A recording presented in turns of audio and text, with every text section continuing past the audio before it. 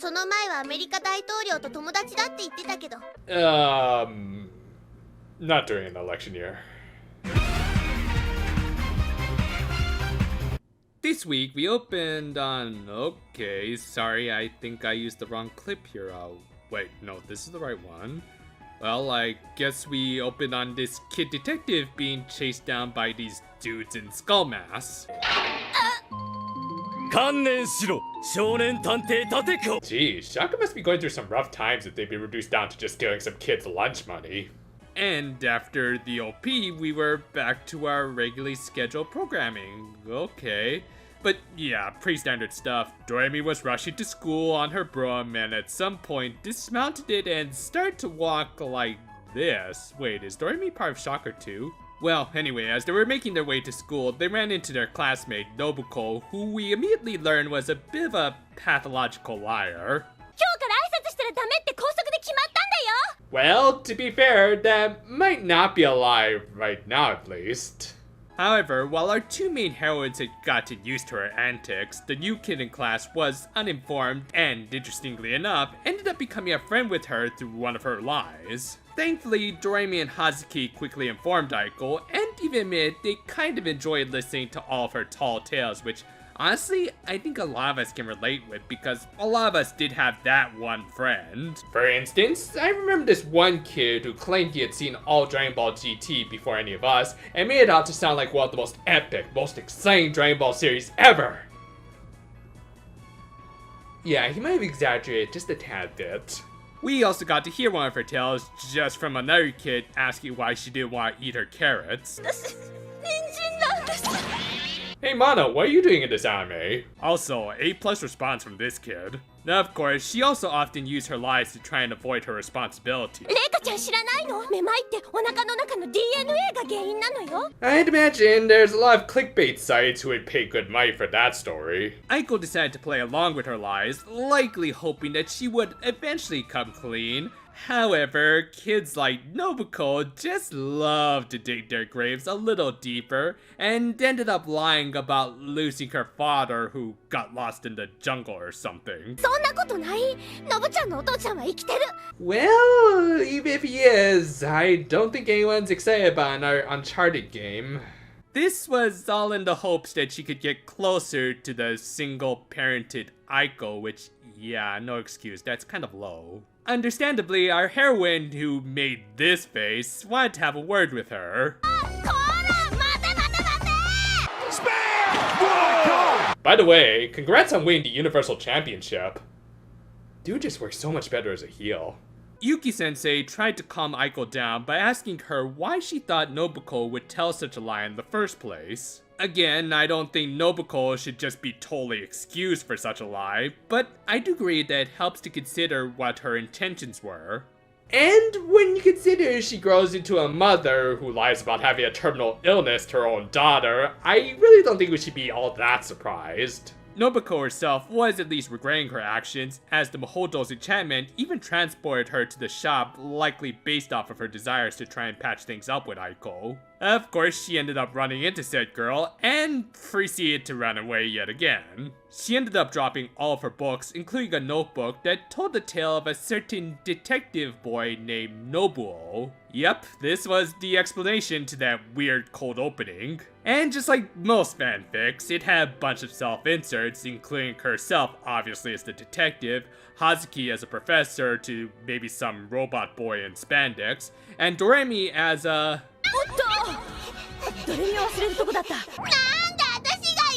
What, would you rather be a cat? Also, worth mentioning now that the writer of this episode was Akatsuki Yamatoya, the writer who's pretty much responsible for the success of the Gintama anime, having served as the head writer to both the TV series and the two excellent movies. And while there's not a lot of over-the-top sci-fi samurai action or fourth wall breaking here, there was still a lot of that series' quick comedic pace throughout this episode. A lot of the jokes just hit here thanks to some great timing, while also knowing how to take full advantage of some of the quirky personalities of all of these characters, so great stuff. Anyway, interestingly enough, Aiko was just a direct insert in Nobuko's story, showing how much she wanted to hang out with the real thing. Thus, wanting to make amends with her, Aiko thought of chasing her, but Hazuki suggested that they first calm her down a little with her plan. A plan that would involve magic, so the three transformed in sequence for the first time in this series, and took up a good chunk of the episode's runtime. Okay, now this show is starting to feel like a true magical girl anime made by Toei. They decided to give Nobuko the last action hero experience, so Doremi and Hazuki transformed into their respective characters, while Aiko became Nobuo. And yes, I know there's a certain Robert Rodriguez film reference that would probably work better here, but yeah, let's not go there. And surprisingly, Nobuko completely bought it. I mean, I don't doubt she believed in the existence of her own fictional characters, but yet she never bothered to notice how girly these two guys sounded. Yeah, my gonads are tucked inside my abdomen. I was born with what doctors call bashful testicles. Regardless, they convinced her to go talk things out with Aiko. We'll talk a little more about this scene and the fact that our heroines used deception on the deceiver in just a little bit. Regardless, Nobuko finally apologized and opened up to Aiko. In return, Aiko accepted the apology and returned her books, admitting that she enjoyed her stories, including how she turned one of her best friends into a dog. Doremi, please don't become one of those YouTube theorists.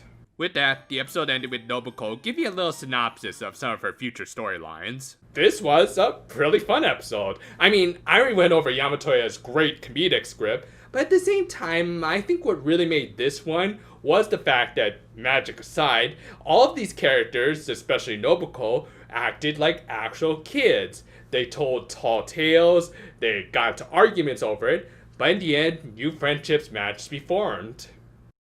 Up until this episode, while I can say our heroines were acting childish, I also don't think there was any really significant moment that felt like a genuine scene right out of our own childhoods. Just some of your more typical stories that, to be fair, are suited for this setting and characters involving magic and all that. However, pretty much everything about Nobuko felt like something that I think we've all experienced at some point early in our lives. Just that one friend that really we all knew was kind of full of it, but we still hung out with them because at least they made for good chatter. And in the end, it's just kind of fun to play along with that sort of stuff, as both Aiko and Nobuko ended up using deception to solidify their friendship. Yes, there should be some limits to the sorts of fibs you're allowed to tell. I still think Nobuko really overstepped the line and might have been forgiven just a little bit too easily in that regard. That said, I will say, amongst all of these childish antics, I liked how the show brought up such a sensitive issue.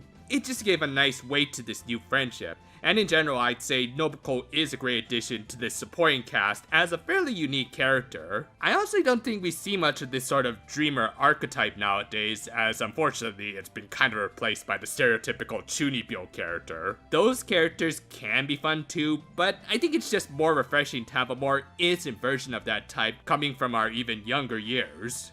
I project my Mahotsukai manga review should be up, next week or so, and then I think I'll go back to just focusing on my 2 weekly reviews until October. Don't worry, I think I've got some interesting plans in the works for one of my favorite months of the year. Look forward to it. Until then, though, for anime fans, and, I think Mana actually did come this time. Just let me deal with this. Missy, put down those vegetables right now!